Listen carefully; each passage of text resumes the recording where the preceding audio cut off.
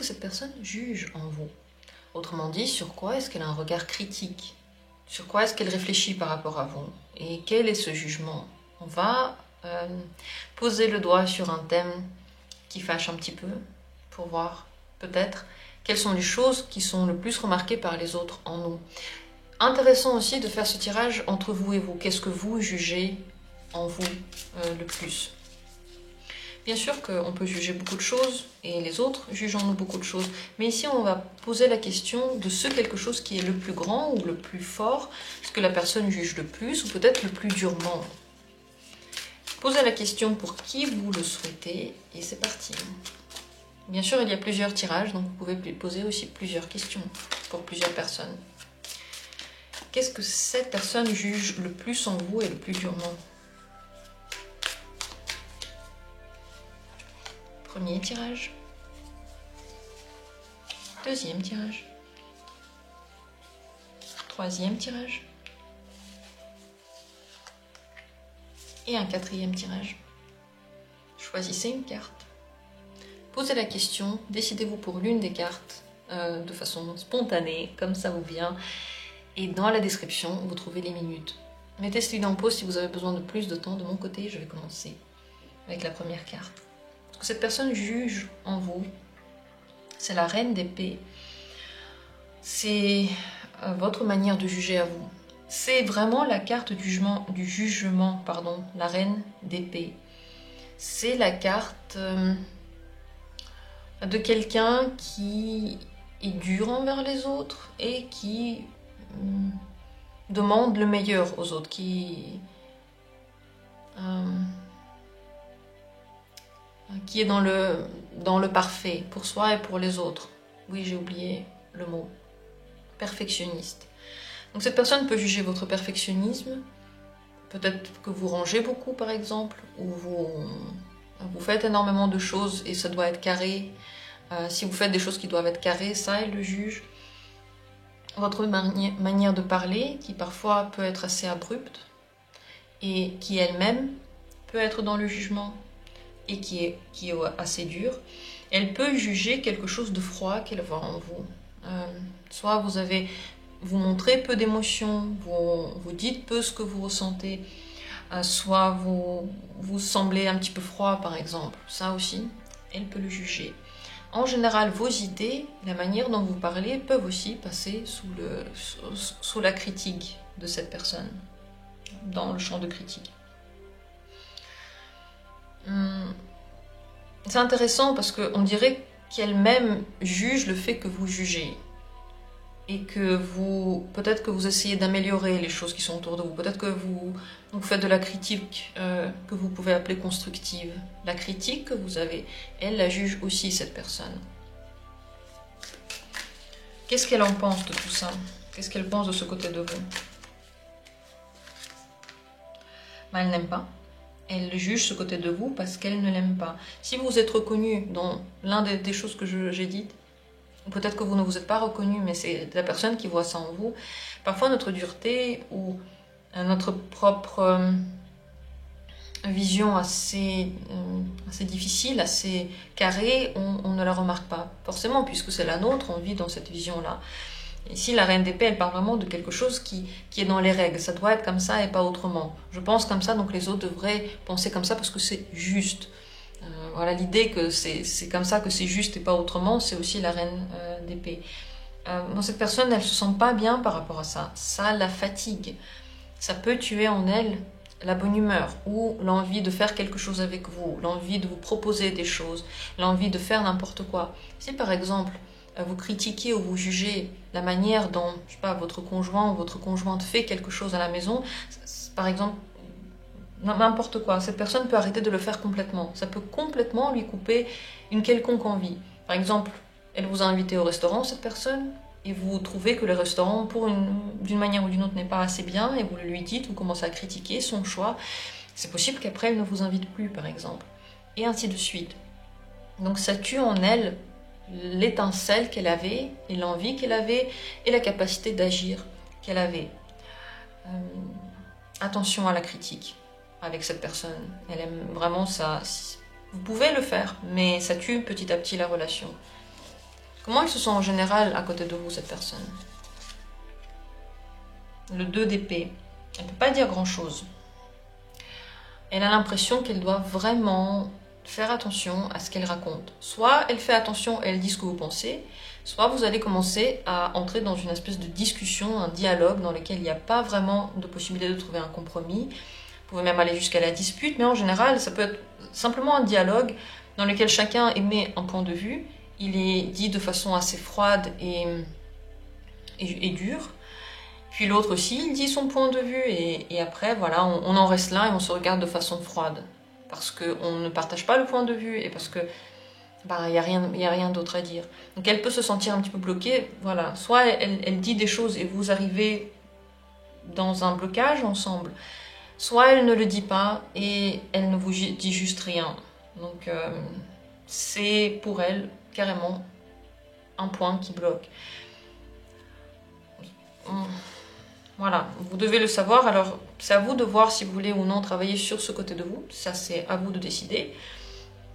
En tout cas, c'est l'effet que ça a sur cette personne. Peut-être un conseil pour vous avec cette personne, tout de même. C'est la carte de la tempérance. La tempérance conseille de trouver un terrain d'entente, de se réconcilier et d'être plus doux, plus harmonieux dans ce que vous dites et peut-être dans la manière dont vous le dites. Donc un ton qui est un petit peu moins dur. Et puis accepter le fait que peut-être que vous n'avez pas tout à fait raison, même si, enfin c'est même pas la question qui a raison, qui n'a pas raison. Trouver un compromis, être plus diplomate, voilà ce que conseille la tempérance. C'est une carte de grande maturité. Grande maturité dans la parole et dans les émotions. Elle sait qu'on est tous différents, qu'on traverse tous des épreuves et que sur les relations, on n'a pas d'autre choix que de travailler. N'importe quelle relation, même la meilleure, même avec la personne avec qui vous entendez le plus, elle va vous faire travailler certains points de votre caractère. Et cette carte conseille de travailler. Et elle conseille de travailler dans le sens de l'harmonisation à l'intérieur de vous et bien sûr aussi à l'extérieur. Et elle donne le conseil de toujours trouver le terrain d'entente, se réconcilier, voilà ce que dit cette carte. Et elle ne se réconcilie pas seulement avec l'esprit, mais aussi dans la sensation, pour avoir une bonne sensation. Voilà ce que dit ce tirage pour vous. Est-ce que vous le voyez aussi comme ça? Est-ce que peut-être vous vous dites non mais c'est pas moi, c'est cette personne qui est comme ça? Si vous vous dites ça, c'est qu'il y a de grandes chances que vous soyez ainsi tous les deux. Parce que la personne est votre miroir et elle vous renvoie quelque chose que vous n'avez pas forcément en vous. Voilà, en quelques minutes, nous sommes allés très très profondément dans une question très intéressante. J'ai trouvé ça passionnant, j'espère que vous aussi. On passe à la deuxième possibilité. Qu'est-ce que cette personne juge en vous le plus? Valet de bâton. C'est votre capacité de vous allumer pour quelque chose. Ça peut être par exemple une idée, une activité, un plan, un projet. Vous allumez tout à coup et peut-être ne pas aller jusqu'au bout. C'est le fait que vous êtes au début très enthousiaste et après soit soit cet enthousiasme devient moins fort, soit il ne mène à rien. Donc c'est le fait d'avoir plein de passion, plein d'idées, mais elle ne reste là qu'au début. Et après, elle ne donne pas forcément grand-chose. C'est la jeunesse dans les idées. Il n'y a pas ici de maturité, il y a au contraire cette expansion. Beaucoup d'idées, beaucoup de pensées, beaucoup d'actions à l'intérieur, le feu qui brûle à l'intérieur. Peut-être que vous êtes quelqu'un aussi de séducteur, ça aussi. Elle peut juger en vous. Ou si vous n'avez pas par exemple de relation stable et que vous avez des aventures, c'est aussi un point qu'elle peut juger en vous. Entre parenthèses, peut-être que c'est pas pour tout le monde ça. La manière dont vous vous enflammez pour quelque chose, dont vous commencez à désirer quelque chose, c'est ça qu'elle juge. Peut-être qu'elle est trop explosive, peut-être qu'elle ne dure pas assez longtemps, peut-être qu'elle trouve que c'est pour de mauvaises raisons. Comment elle juge ça? Quel est son jugement là-dessus? Qu'est-ce qu'elle en pense de ça? Elle elle n'a pas un si mauvais jugement par rapport à ça. En réalité, il est pas mal du tout. C'est le battleur. Le battleur et le valet d'épée, ils ont tout en commun. Elle pense que c'est plutôt quelque chose qui est un trait de caractère positif. Je pense qu'elle aimerait voir que ça va plus loin que juste le simple désir et le simple feu qui s'allume. Mais elle pense que c'est quand même un potentiel énorme. Voilà ce qu'elle voit dedans, un potentiel, un don de commencer et de passionner les autres autour de vous et de communiquer votre envie aux autres. Et bien sûr, une grande capacité de vous à s'adapter. On dirait que vous êtes quelqu'un qui peut tout faire, qui peut faire plein de choses, qui a plein de vies, qui a fait plein de différentes activités. Et ça fait votre richesse. Mais elle vous voit aussi comme quelqu'un qui n'a pas fini du tout ce chemin-là, qui est toujours en train d'étudier, comme un éternel scientifique qui teste. Ok, il a aussi des connaissances, ce scientifique-là, mais il n'a jamais fini de faire ses thèses dans son laboratoire. C'est un peu comme ça, mais c'est pas un mauvais jugement. C'est vrai qu'elle le juge, et elle peut être critique là-dedans, parce que c'est vrai que le battleur, il aime bien quand même se plier en quatre pour arriver à faire ce qu'il avait prévu de faire. Il veut vraiment essayer et aller au moins jusqu'au milieu du chemin. Alors que le valet, il peut vouloir et ne pas aller très loin. Comment elle se sent proche de vous? Comment elle se sent près de vous? Le pape, inspiré. Et soit elle se sent comme quelqu'un qui vous apprend des choses, donc quelqu'un qui vous prend sous sa coupe et qui vous guide et qui vous apprend la sagesse et qui vous montre ce qui est juste et ce qui est faux et qui répond à vos questions et qui vous donne des conseils. Soit c'est, mais ça peut être les deux aussi, quelqu'un qui est inspiré par votre énergie, qui l'observe, prend des choses intéressantes de cette énergie-là, apprend d'elle, comprend quelque chose grâce à elle, se sent observateur, mais en même temps comme si il ou elle trouvait des réponses, vraiment les réponses qu'il cherchait. C'est une carte très spirituelle, c'est aussi la sensation que peut avoir cette personne près de vous. Quelque part, elle peut elle-même vous apprendre, essayer de vous montrer le chemin, mais quelque part, elle aussi, à côté de vous, grâce à vous, elle apprend des choses. Comment elle se sent par rapport à cette partie de vous là? Juste concrètement. Mais ça fait quelque chose d'assez merveilleux en elle, ça l'apaise. Le pape aussi, il est apaisé, les deux cartes se retrouvent. En général, près de vous, elle arrive à trouver les réponses à ses questions, à se réconcilier avec elle-même et avoir une vision de l'avenir. Enfin, c'est très intéressant ce qui se passe à l'intérieur d'elle. Ce sont des majeures fortes. Elle devient mature, proche de vous, alors que vous, cette énergie-là, c'est une énergie juvénile. Voilà ce qui se passe. Un conseil pour vous tout de même avec cette personne, même si c'est très positif ici. Cavalier d'épée. C'est bien de lui dire, enfin, si vous parlez de projets, de choses comme ça, dites-lui la vérité, dites-lui comment vous vous sentez vraiment. Peut-être que derrière ces envies et cet grand enthousiasme se cache pas d'enthousiasme du tout. Peut-être que vous ne le ressentez pas, mais vous le dites aux autres. En tout cas, cette carte, elle vous conseille de dire la vérité et d'agir, d'être dans l'action. Juste l'envie ne suffit pas. Essayez de faire des choses. Essayez de les faire ensemble, au pire. Ou essayez simplement de lui parler de ce que vous faites réellement. Parce que cette personne-là peut avoir l'impression que vous ne faites que avoir envie, mais que cette énergie d'éternel étudiant, finalement, on lui fait confiance qu'à moitié.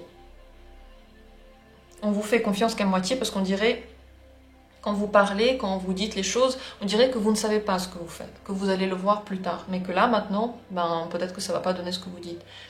Que vous n'êtes pas exactement sûr de ce que vous êtes en train de faire. En même temps, vous êtes sûr que vous voulez le faire, mais en même temps, le résultat, vous n'êtes pas sûr. Donc, peut-être essayer parfois de dire aussi quels sont les résultats que vous avez atteints, d'être honnête avec elle et d'agir, d'être dans l'action. Voilà ce que conseille cette carte. Et vous voyez, ici, le jugement, il n'est pas mal... Enfin, c'est pas un méchant jugement, je trouve. Comment vous le vivez? Peut-être que vous le sentez méchant de sa part, je ne sais pas. Dites-moi en commentaire. En tout cas, ça avait l'air plutôt positif. Et cette personne aussi, ce qu'elle ressent par rapport à vous, près de vous. Ok, elle peut se mettre un peu sur un piédestal dans le sens qu'elle vous apprend des choses et elle essaie de vous guider. Mais pour elle aussi, ce sont des enseignements. Voilà pour le deuxième tirage. Passons à la suite, la troisième possibilité. Ce que cette personne juge en vous, c'est le 3 de denier. Votre manière de travailler, le fait que peut-être que vous travaillez beaucoup, votre manière de travailler en groupe, votre manière de construire votre vie.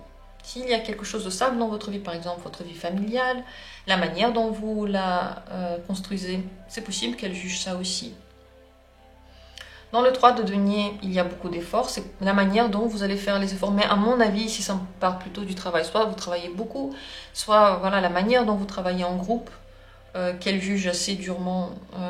Ici, finalement, elle attend de vous une bonne communication et de très très bons résultats à chaque fois. Comment elle juge ça? Comment elle le juge, ce côté de vous? Plutôt bien. Elle voit beaucoup de créativité en vous, beaucoup de confiance, d'assurance. Elle a l'impression que vous pouvez créer tout et n'importe quoi, vous êtes bon dans ce que vous faites. Finalement, ce jugement va vers vous mettre carrément sur un piédestal. Dans votre capacité, dans votre talent, dans votre créativité, dans votre assurance, votre confiance en vous, peut-être dans votre beauté. Donc, elle voit votre... Ce que ça veut dire, le jugement et la critique, ça ne veut pas forcément dire que c'est un jugement ou une critique mauvaise. Ça veut dire que c'est un point que cette personne ne laisse pas juste passer. Elle le regarde de façon à évaluer. Elle évalue la manière dont vous travaillez, la manière dont vous vivez votre vie familiale, comment vous la construisez, etc. Tout ce que j'ai raconté avant. Et cette personne l'évalue de façon extrêmement positive. Vous êtes le meilleur ou la meilleure dans ce que vous faites. On peut prendre exemple sur vous. On peut vous observer et vouloir faire comme vous. On peut même être jaloux, mais je pense pas que... Si c'est de la jalousie, c'est de la jalousie qui est ici très gentille. Parce que l'impératrice, elle est bienveillante. Donc elle vous envoie de la bienveillance, plutôt de la gentillesse.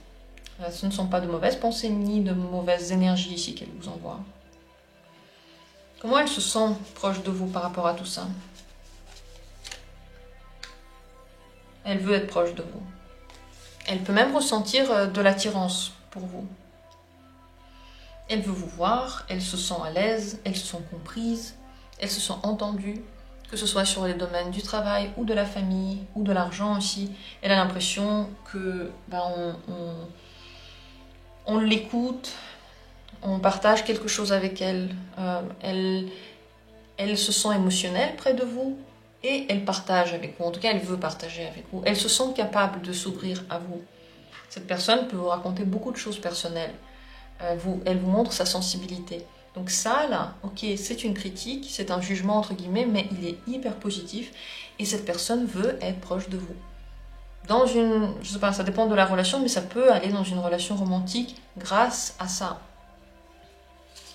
Le conseil pour vous tout de même si le tirage nous dit que de belles choses, le conseil pour vous ici. Le roi de coupe. Le mieux, c'est de communiquer avec cette personne en puisant du cœur, avec cœur. Mais bien sûr, c'est bien aussi de montrer un petit peu d'émotion, parce que ici, si elle émet un jugement sur vous, c'est plutôt sur vos qualités, soit matérielles, soit votre capacité, par exemple, à être dans le quotidien, ou à travailler. Toutes ces choses-là ne sont pas trop émotionnelles.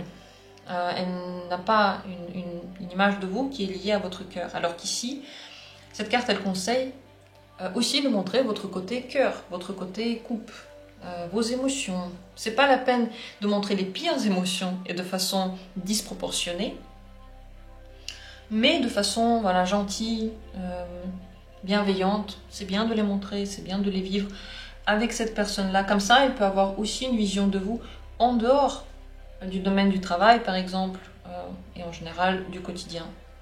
Voilà ce que vous conseille cette carte. ces cartes. Laissez vos commentaires, qu'est-ce que vous en pensez? Est-ce que vous aussi vous jugez sur votre manière de travailler et de mener votre routine? Nous allons continuer avec la carte suivante, la quatrième possibilité. Ici, qu'en est-il? Sur quoi vous juge cette personne? Le cavalier de coupe. Là, ce sont les émotions. Elle vous juge sur votre romantisme, votre côté fleur bleue, votre côté idéaliste, comment vous voyez les relations de façon peut-être très douce, très idéalisée. Ici, la vision n'est pas forcément concrète, elle n'est pas rationnelle, elle est très émotionnelle. Elle peut juger vos émotions en général, le fait que vous en ayez beaucoup, le fait que peut-être que vous lui avez parlé de vos sentiments, par exemple, elle peut vous juger aussi sur ça. En général, c'est sur votre sensibilité, qu'elle vous évalue, c'est ça que ça veut dire qu'elle vous juge, donc elle vous évalue par rapport à ce que vous dites sur les sentiments et sur le côté romantique. Alors, qu'est-ce qu'elle en pense de ça? Quelle est sa vision de ça? Quelle est sa critique ou son jugement? Qu'est-ce qu'elle en pense? C'est le 5 de coupe. Il est retourné ici, mais je regarde que les cartes à l'endroit, donc c'est une erreur que ce soit retourné. Je le retourne donc à l'endroit, parce que voilà, je lis à l'endroit. C'est le 5 de coupe. C'est une carte de déception, de tristesse. Alors, c'est possible que vous réveillez en elle énormément d'émotions. C'est même pas une question de jugement, c'est une question de... Oui, sur quoi elle vous évalue, c'est sur les sentiments et ça la rend triste. Vos sentiments, votre vie émotionnelle, comment vous vous montrez, tout ça, ça peut la rendre assez triste. Il peut y avoir peut-être des problèmes qui ont eu déjà lieu entre vous, peut-être que vous vous êtes disputés ou que vous avez vécu ensemble un trauma ou une déception. Et donc elle se sent mal à l'aise par rapport à ça, elle est encore triste. Mais en même temps, grâce à votre monde émotionnel et à la manière dont vous exprimez vos émotions, cette personne apprend petit à petit à vivre aussi ses propres blessures et à sortir de ses propres émotions négatives. C'est la voie, ça l'aide. Ce n'est pas toujours par la facilité, ce n'est pas toujours par la bonne humeur, mais c'est par la sensibilité que vous arrivez à l'aider. Donc, vos émotions parfois la rendent triste, elle ne sait pas toujours comment réagir, mais ça la soigne en même temps. Et c'est possible que ce soit inconscient. Comment elle se sent proche de vous? Quelles sont ses sensations proches de vous? Ça, c'est tombé. C'est le 8 de coupe. Tout de même, je vais tirer une carte en plus. Ses sensations proches de vous. C'est le 8... non. 7 de coupe. Et c'est le 5 d'épée. Vous la faites rêver. Elle sent que tout est possible. Et en même temps, son côté logique, il essaye de combattre les illusions ou la détente. Donc elle peut se sentir proche de vous très détendue et elle n'aime pas vraiment ça. Vous arrivez à lui faire ressentir des émotions positives, la rêverie, le fait que tout est possible, le fait que elle peut avoir, je sais pas, des rêves, elle peut faire de belles projections vers quelque chose et tout ça, elle le critique en elle-même. Elle ne l'aime pas en elle-même. Donc, c'est en même temps quelque chose de positif qu'elle ressent. Parce que ce côté rêveur, bien sûr qu'il fait plaisir. Mais en même temps, c'est la critique d'elle-même. C'est un combat intérieur que vous réveillez en elle. Et c'est possible aussi qu'elle-même commence à se disputer avec vous. Parce qu'elle sent que ça va dans le domaine justement des rêveries. Et que ici il peut y avoir de la déception. Elle peut avoir la sensation que vous pouvez être déçu parce que vous avez cette vision idéaliste ou qu'elle peut être déçue parce qu'elle ne se réalise pas, cette vision idéaliste. Donc c'est assez critique, c'est assez tiraillé à l'intérieur, ce qu'elle vit et ce qu'elle ressent. Elle essaie de combattre la détente et la rêverie et l'illusion. Et elle a l'impression qu'il y en a en vous et en elle lorsqu'elle est proche de vous. Le conseil pour vous par rapport à tout ça, avec cette personne.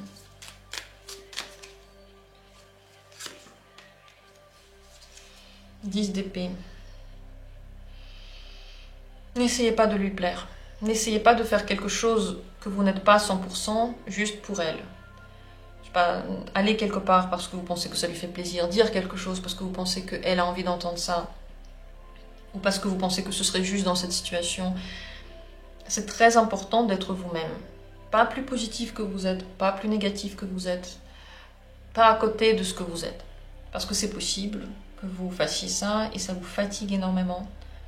Peut-être que tout ça, là, ce que j'ai dit, vous avez l'impression que c'est même pas vous, alors que c'est ce qu'elle voit. Si ce n'est pas vous et c'est ce qu'elle voit, ça veut dire que vous avez un masque, et ce masque-là, je ne sais même pas si vous êtes au courant que vous l'avez. En tout cas, le 10 d'épée, il vous conseille de vous reposer par rapport à cette personne, de ne surtout pas vous casser la tête. Le but, c'est pas d'être différent pour plaire à quelqu'un. C'est la meilleure solution pour finir très très très frustré. Imaginez que vous avez vos bras, vos jambes, et que vous voulez faire comme les chats de mer, ou les lions de mer. Vous savez, ils sont couchés comme ça et ils avancent comme ça. Vous pouvez le faire pendant un certain temps pour plaire à un lion de mer. Vous pouvez vous coucher comme ça et faire ça. Combien de temps est-ce que vous allez y arriver? Est-ce que ça ne va pas vous faire mal? Est-ce que ça ne va pas vous frustrer que vous ne savez pas de vos bras et de vos jambes alors que vous auriez pu? C'est la même chose. Si vous avez dépensé, vous avez des capacités, un potentiel, quelque chose, et vous ne le vivez pas exactement comme vous êtes parce que vous voulez plaire à quelqu'un, à un moment donné, vous en voulez à cette personne-là, alors que vous pouvez vous en vouloir qu'à vous. Et c'est ça le pire, c'est que vous pouvez blâmer que vous, et ça fait encore plus mal, parce que vous êtes vous-même obligé. Bien sûr que c'est très frustrant. Le conseil, c'est de ne pas le faire. On est quand même allé très loin par rapport à notre sujet d'origine, mais le conseil est le conseil. Et moi, je le dis de façon originale, comme ça vient, original dans le sens sans changer le sens du message des cartes. J'espère qu'il a été pour vous intéressant. Et je vous remercie du fond du cœur d'avoir pris part à cette vidéo. Bientôt, il y en aura une autre, et une autre, et une autre. Et bien entendu, il y a beaucoup de tirages qui ont déjà été faits avec des thèmes intéressants. Ils sont intemporels. Servez-vous-en lorsque le cœur vous dit. Merci à tous et à bientôt pour d'autres vidéos intéressantes.